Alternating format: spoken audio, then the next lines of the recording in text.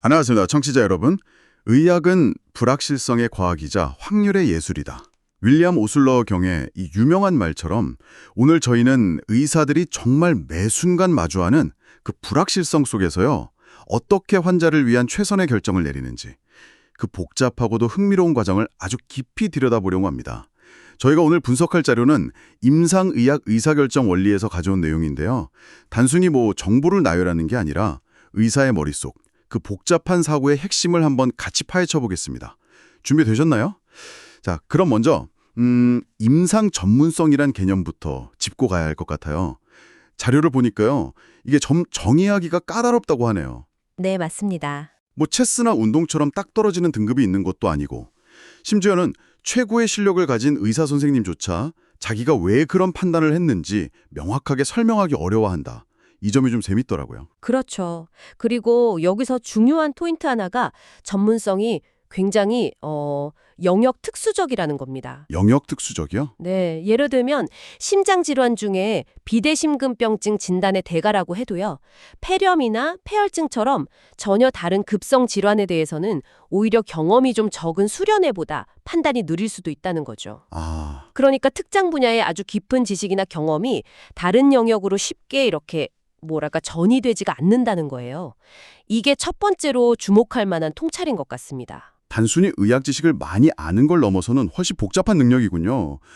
술기 능력이나 환자, 아니면 동료 의료진과의 소통 능력까지 다 포함된다고 하니까요. 정말 다면적인 개념이네요. 그럼 이런 전문가들이 실제로 어떻게 생각을 하는지 뇌 구조라고 해야 할까요? 그걸 좀 들여다볼 필요가 있겠는데요. 이중과정 이론이라는 게 소개되던데요. 네, 아주 흥미로운 개념이죠. 우리 뇌가 마치 엔진 두 개를 가진 것처럼 작동한다는 건데요. 하나는 시스템 1, 그러니까 직관입니다. 거의 무의식적이고 아주 빠르고 힘도 별로 안 들죠. 시스템 1, 직관. 네, 오랜 경험을 통해서 축적된 어떤 패턴을 그냥 즉각적으로 인식하는 거예요.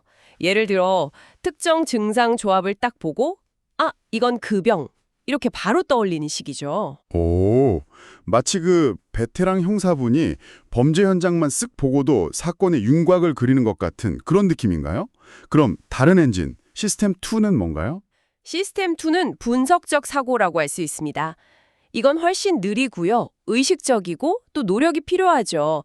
가설을 세우고 증거를 찾고 논리적으로 하나하나 따져보는 그런 단계적인 과정입니다. 아하, 예를 들어서 엑스레이에서 폐몬 림프절 병증 소견이 보인다 이러면 교과서를 찾아보면서 가능한 원인 목록을 쫙 만들고 환자의 다른 증상이나 검사 결과를 하나하나 대조해보는 그런 방식이죠. 아무래도 좀 익숙하지 않거나 복잡한 상황에서는 이 시스템 2 엔진을 더 많이 쓰게 됩니다. 그렇군요. 경험 많은 의사분들은 주로 시스템 1, 그러니까 직관을 통해서 순식간에 진단 패턴을 파악한다고 하던데, 자료에 나온 그 객혈 환자 사례가 딱 그런 예시 같네요. 똑같이 피가 섞인 가래를 뱉는 환자인데도 그 환자의 배경 정보에 따라서 의사의 머릿속은 완전히 다르게 돌아간다는 거죠. 그렇습니다. 아주 좋은 예신데요. 스케짐 46세 건강한 비흡연 남성이 감기 거의 다 나아가는데 객혈을 보였다. 이러면 아마 급성 기관지염 후유증이겠지 하고 비교적 가볍게 생각할 수 있어요. 흉부 엑스레이 정도 찍고 안심할 수 있죠. 네. 그런데 같은 46세인데 만약에 담배를 100감년이나 피웠고 최근에 체중까지 줄었다면 그러면 머릿속에서 경고등이 막 울리는 거죠. 이거 폐암 패턴인데 하고 강하게 의심하게 되는 겁니다. 그러면 즉각적으로 CT나 객담세포 검사 같은 추가 검사를 고려하게 되고요. 경험이 다른 해석을 만들어내는 겁니다. 와, 정말 순식간에 완전히 다른 결론으로 가네요. 하지만 이런 빠른 패턴 인식이 항상 좋은 것만은 아니겠죠. 자료에서도 성급한 결론의 위험성을 지적하고 있던데요. 바로 그 점입니다. 그게 시스템 1의 함정이죠. 이거다 싶은 패턴에 너무 빨리 확 꽂혀버리면 그 패턴에 맞지 않는 다른 중요한 단서들을 그냥 무시하게 될 수가 있어요. 아, 그렇죠. 그래서 진단이 거의 확실해 보여도 항상 이 진단으로 이 환자의 모든 증상이 다 설명이 되나? 라고 스스로에게 한번 되묻는 과정. 진단 검증이라고 하죠, 이게. 필수적입니다. 이걸 건너뛰면 정말 치명적인 오류로 이어질 수 있습니다. 그 자료에 나온 응급실 사례가 정말 아찔하더라고요. 독감 같은 증상으로 온 45세 남성 환자를 그냥 상기도 감염으로 진단했는데 알고 보니 심근경색이었던 경우잖아요. 네, 안타까운 사례죠. 상기도 감염 프로토콜이라는 어떤 정해진 틀에 환자를 맞추려고 하다 보니까 운동할 때 숨이 더 차다는 그 결정적인 병력을 그냥 흘려들은 거잖아요. 맞습니다. 그런 오류를 피하려고 우리 뇌는 또 다른 정신적인 지름길, 휴리스틱이라는 걸 사용하기도 합니다. 휴리스틱이요? 네, 이게 빠른 판단을 돕는다는 장점도 있지만 동시에 좀 편향된 결론으로 우리를 이끌 수 있는 양날의 검 같은 거예요.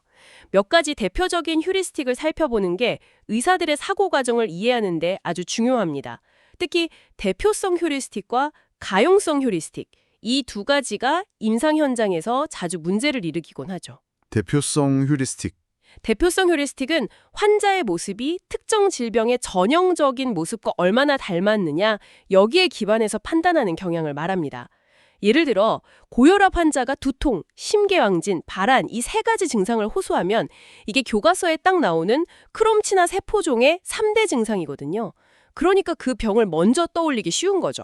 아, 그렇겠네요. 전형적이니까. 그렇죠. 하지만 실제로는 이 크롬치나 세포종을 매우 드문 병이고요. 훨씬 흔한 불안장애나 다른 문제에서도 비슷한 증상이 나타날 수 있는데 이런 점을 간과하게 만드는 겁니다. 핵심은 그 전형성이라는 느낌으로 실제 확률을 이겨버릴 수 있다는 거예요. 와, 그럴듯해 보인다는 이유만으로 그렇게 희귀한 질환을 먼저 의심하게 될 수도 있다니 정말 의외의 함정이네요. 그럼 가용성 휴리스틱은 뭔가요? 이건 얼마나 쉽게 특정 사례를 머릿속에서 떠오를 수 있느냐, 여기에 따라서 판단이 좌우되는 경향입니다.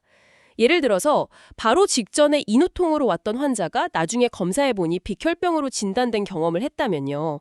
그 다음번에 비슷한 인후통 환자를 볼 때 실제 확률보다 백혈병 가능성을 훨씬 더 높게 평가하게 될 수 있다는 거죠. 아, 최근 경험이 영향을 주는군요. 예, 최근 경험이나 언론 보도 아니면 개인적으로 굉장히 감정적으로 강렬했던 기억 같은 것들이 판단에 과도한 영향을 미치는 겁니다. 그렇군요.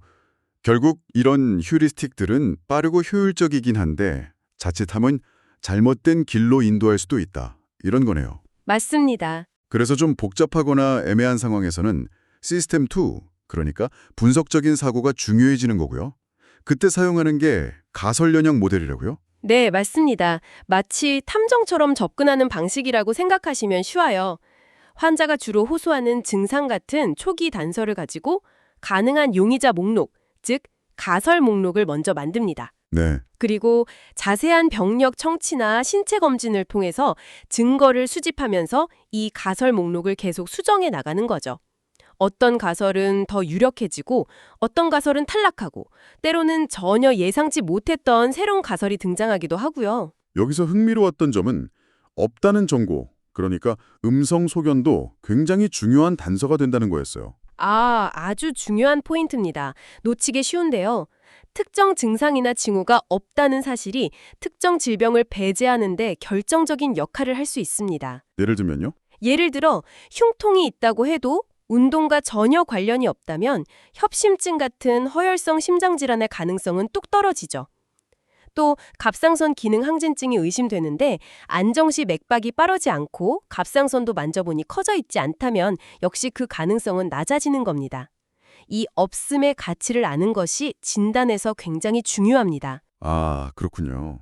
또 하나 그 진단적 필수 사항이라는 개념도 되게 인상 깊었어요. 드물지만 놓치면 치명적인 병들은 항상 염두에 둬야 한다. 이런 거죠? 그렇습니다. 예를 들어 급성 흉통 환자를 볼 때 심근경색보다 훨씬 드물긴 하지만 놓치면 사망률이 매우 높은 대동맥 박리 같은 질환이 있거든요. 이런 건 항상 머릿속 체크리스트 상단에 올려두어야 합니다. 아, 체크리스트.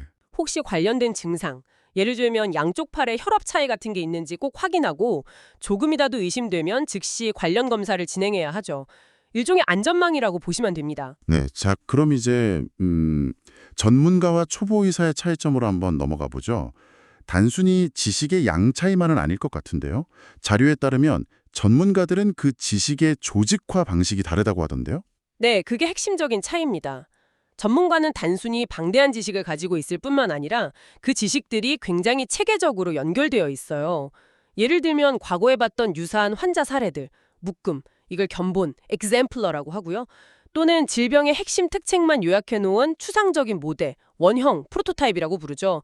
아니면 위험 요인부터 시작해서 증상, 진단, 치료까지 이어지는 하나의 이야기 구조. 이걸 질병 스크립트, 일네 스크립터라고 하는데 이런 형태로 지식이 조직화되어 있다는 겁니다. 아, 그래서 새로운 정보를 딱 접했을 때 관련된 지식들을 훨씬 효율적으로 꺼내 쓰고 연결할 수 있는 거죠.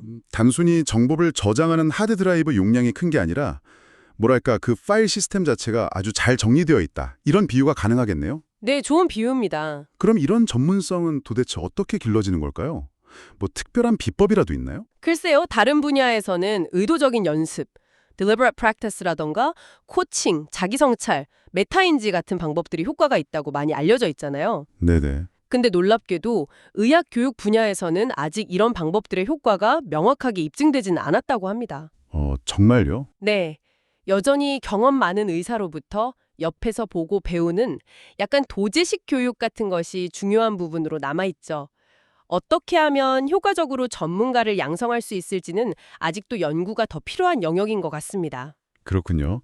자, 이제 진단 과정에서 아주 중요한 도구죠. 진단 검사 이야기로 넘어가 보겠습니다. 이 검사라는 게 불확실성을 줄이기 위해 시행되는데 검사의 성능을 나타내는 지표로 민감도와 특이도라는 게 있잖아요. 이게 저도 보면서 헷갈리던데 쉽게 설명해 주실 수 있을까요? 아, 네. 이게 처음엔 좀 헷갈릴 수 있죠. 간단히 말하면 민감도는 병이 있는 사람을 얼마나 잘 양성으로 찾아내는가의 비율이고요. 특이도는 병이 없는 사람을 얼마나 잘 음성으로 걸러내는가의 비율입니다. 아, 병 있는 사람 양성, 민감도, 병 없는 사람 음성, 특이도. 맞습니다. 여기서 기억해 두시면 좋은 약거가 있는데요. 스나다웃하고 스핀입니다. 스나다웃, 스핀. 네, 민감도, 센시티비티가 높은 스에서 음성, 네거티브 결과가 나오면 그 병을 배제, 룰아웃 하기 좋다는 뜻이고요. 아, 스나다웃. 그리고 특이도, 스페시피시티가 높은 스페에서 양성, 파시티브 결과가 나오면 그 병을 확진, 룰인 하는데 유리하다는 뜻입니다. 스낫 아웃, 스핀. 오, 그 약거들이 그런 뜻이었군요. 이제 좀 감이 잡히네요. 근데 완벽한 검사는 없다고 하셨잖아요. 그럼 검사 결과를 어떻게 해석해야 할까요? 여기서 이제 베이지 정리, 베이지 룰이라는 개념이 중요해집니다. 뭐 복잡한 수식은 다 잊으셔도 좋고요. 핵심 아이디어는 이겁니다. 검사 결과의 진짜 의미는 검사 전 확률에 따라 달라진다는 거예요. 검사 전 확률이요? 네. 그러니까 검사를 하기 전에 의사가 환자의 증상이나 나이, 위험 요인 같은 걸 종합해서 이 환자가 이 병을 가지고 있을 확률이 대략 어느 정도일까라고 추정하는 그 사전 확률이 아주 중요하다는 거죠. 이 사전 확률과 검사 결과, 민감도 특이도 정보를 반영한 값을 종합해서 최종적인 검사 후 확률을 얻게 되는 겁니다. 아하. 예를 들어서 관상동맥 질환 발병 위험이 아주 낮은 젊은 여성분이 좀 비전형적인 흉통으로 왔다고 치면요. 아무리 정확하다는 검사에서 양성이 나왔다고 해도 실제로 CAD일 확률은 여전히 낮을 수 있다. 이런 건가요? 정확합니다. 반대로 위험 요인이 아주 많은 고위험 환자라면 검사에서 음성이 나왔다고 해도 여전히 주의 깊게 봐야 하고요. 그렇군요. 그럼 검사는 언제 가장 큰 힘을 발휘하게 되나요? 확률이 높을 때, 낮을 때. 자료에 따르면요. 검사 전 확률이 좀 애매할 때, 그러니까 긴가민가 할 때 가장 큰 영향을 미친다고 합니다. 대략 한 30%에서 70% 사이 정도의 확률일 때 검사 결과가 최종 진단 확률을 크게 변화시키고 의사결정에 가장 중요한 역할을 한다는 거죠. 아하. 너무 확실해 보이거나 90% 이상, 너무 가능성이 없어 보일 때 10% 미만은 검사의 영향력이 상대적으로 줄어들 수 있습니다. 흥미롭네요. 그런데요, 의사의 결정이 이런 임상적인 정보, 그러니까 환자 상태나 검사 결과에만 딱 좌우되는 건 아니라고요. 진료실 밖의 요인들도 엄청 큰 영향을 미친다면서요. 이게 저는 상당히 놀라웠거든요. 네, 바로 그 점이 임상 의사결정의 복잡성을 아주 잘 보여주는 부분입니다. 이걸 크게 한 3가지 범주로 나눠볼 수 있을 것 같은데요. 첫째는 의사 개인 요인입니다. 의사마다 경험이나 수련받은 배경이 다르잖아요. 그래서 선호하는 진료 방식, 일종의 진료 스타일이 다를 수 있어요. 아, 스타일이 다르다. 네. 똑같은 환자를 보더라도 어떤 의사는 좀 더 적극적으로 검사를 하고 어떤 의사는 조금 더 지켜보는 경향이 있을 수 있죠. 또 하나 무시 못할 게 방어 진료입니다. 방어 진료요? 네. 혹시 모를 의료소송 위험 때문에 의학적으로 꼭 필요하지 않을 수 있는 검사나 치료를 하게 되는 경향을 말합니다. 이것도 의사결정에 영향을 미치죠. 그렇군요. 두 번째는 진료 환경 요인이라고 하셨는데 이건 정말 다양하더라고요. 맞아요. 너무 많죠. 너무 바쁜 업무량, 일하다가 자꾸 누가 부르거나 전화 와서 끊기는 거, 아니면 쓰기 부푼한 전자 의무기록 시스템, 결국 EHR 시스템이요. 그렇죠. 병원의 전반적인 문화라던가 특정 검사 장비, 예를 들어 MRI 같은 고가 장비가 있느냐 없느냐의 접근성 차이도 영향을 주고요. 또 여러 의사에게 진료가 이렇게 나뉘어서 진행되는 진료 단편화 문제도 있고요. 심지어는 일단 비싼 장비가 들어오면 어떻게든 그걸 사용하게 되는 경향, 이걸 의사 유발 수요라고 하는데 이런 현상까지 언급됩니다. 정말 환자 상태 말고도 고려할 게 너무 많죠. 와, 마지막으로 지불제도 얘기도 있었어요. 이것도 영향을 준다니 좀 충격적이었습니다. 네, 좀 불편한 진실일 수는 있지만요. 예를 들어서 의료 서비스 하나하나의 비용을 매기는 행위별 수가제는 아무래도 검사나 시술을 더 많이 하게 만들 요인이 있을 수 있고요. 과잉 진료 우려가 있겠네요. 그렇죠. 반대로 환자 한 명당 얼마? 이렇게 총액으로 묶어서 받는 총액계약제는 혹시 필요한 진료를 덜 하게 되는, 즉 과소진료를 유발할 수 있다는 우려도 제기됩니다. 최근에는 성과에 따라 보상하는 가치 기반 지불 제도 같은 게 대안으로 논의되고는 있는데 이게 실제로 진료의 질을 높이는지 효과는 아직 좀 불확실하고요. 결국 돈 문제가 진료 내용에 영향을 미칠 수 있다는 겁니다. 와, 정말 복잡하네요. 이런 여러 가지 상황 속에서 그래도 현대의학은 증거 기반 의학, EBM을 굉장히 강조하고 있잖아요. 최신 연구 결과를 바탕으로 최선의 결정을 내리자 이런 건데 현실적으로 이게 얼마나 가능할까요? 의사 한 분이 매번 관련 논문을 다 찾아보고 평가하기는 어려울 텐데요. 네, 현실적인 어려움이 분명히 큽니다. 그래서 보통은 개별 연구 논문들을 종합적으로 분석하고 요약해 놓은 체계적 문헌 고찰이나 메타 분석 결과를 참고하거나 아니면 전문가들이 모여서 만든 임상 진료 지침을 활용하게 되죠. 아, 진료 지침. 네. 그런데 이것들도 한계가 있어요. 진료 지침에 나오는 많은 권고안들이 사실은 아주 강력한 연구 증거, 그러니까 높은 수준의 근거에 기반하기보다는 전문가들의 의견 합의에 기반한 경우가 생각보다 많다는 연구 결과도 있습니다. 예전에 심혈관악계 지침의 권고안들을 분석해 봤더니 최고 수준의 근거, 레벨 A에 기반한 건 15% 미만이었다는 보고도 있었거든요. 그러니까 EBM이 이상적이긴 한데 현실에 그대로 적용하기에는 여전히 도전 과제가 많은 셈이죠. 그렇군요. 최근에는 인공지능, AI 같은 기술이 의사결정을 도울 수 있다는 기대도 상당히 커지고 있잖아요. 특히 영상 판독이라던가 방대한 데이터 분석 같은 데서 잠재력이 있어 보이는데요. 네, 맞습니다. AI가 특히 피부과에서 찍은 사진을 보고 병변을 판독한다거나 엑스레이나 CT 같은 영상의학과 이미지를 분석하는 그런 패턴 인식에는 강점을 보일 수 있죠.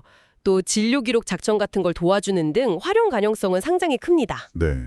하지만 현재로서는 AI를 사용했을 때 실제 환자의 예후가 더 좋아졌다는 것이 명확하게 입증된 경우는 아직 좀 드물고요. 또 AI가 가끔 전혀 엉뚱한 정보를 사실처럼 만들어내는 문제, 이걸 환각, hallucination이라고 하죠. 이런 문제나 학습 데이터에 내재된 편향성을 그대로 따라할 위험성 등등 아직 풀어야 할 숙제가 많습니다. 아, 그렇군요. 아직은 어디까지나 보조도구이지 의사를 대체할 수준은 아니라고 보는 게 맞을 것 같습니다. 오늘 이야기를 쭉 종합해보면요. 의사의 임상결정이라는 게 단순히 지식과 논리만으로 딱 떨어지는 게 아니군요. 빠른 직관과 신중한 분석 사이에서 줄타기를 해야 하고 객관적인 증거와 환자 개개인의 특수성 사이에서 또 균형을 잡아야 하고 여기에 병원 시스템이나 사회 경제적인 요인까지 영향을 미치니 정말 여러 겹의 복잡한 그물망 속에서 이루어지는 과정이라는 생각이 듭니다. 정확하게 보셨습니다. 그래서 최근에는 진단 오류 같은 문제가 발생했을 때 이걸 단순히 한 의사의 실수나 책임으로만 돌리기보다는 그 배경에 있는 시스템 전체의 문제를 파악하고 개선하려는 노력이 중요해지고 있습니다. 의학은 여전히 불확실성 속에서 최선을 찾아가는 그런 여정이라고 할 수 있겠습니다. 여러분께 마지막으로 질문 하나를 던지면서 마무리하고 싶은데요. 오늘 저희가 나눈 이야기들을 바탕으로 앞으로 여러분이 의사 선생님과 만나실 때 진단이나 치료 계획에 대해서 어떤 질문을 한번 던져볼 수 있을까요? 그리고 여러분 자신의 생각이나 가치관이 어떻게 그 결정 과정에 좀 더 잘 반영될 수 있을지 한 번쯤 고민해 보시는 것은 어떨까요? 이 질문을 한번 곱씹어 보시면서 오늘 저희의 심층 분석은 여기서 마치겠습니다. 함께해 주셔서 정말 감사합니다.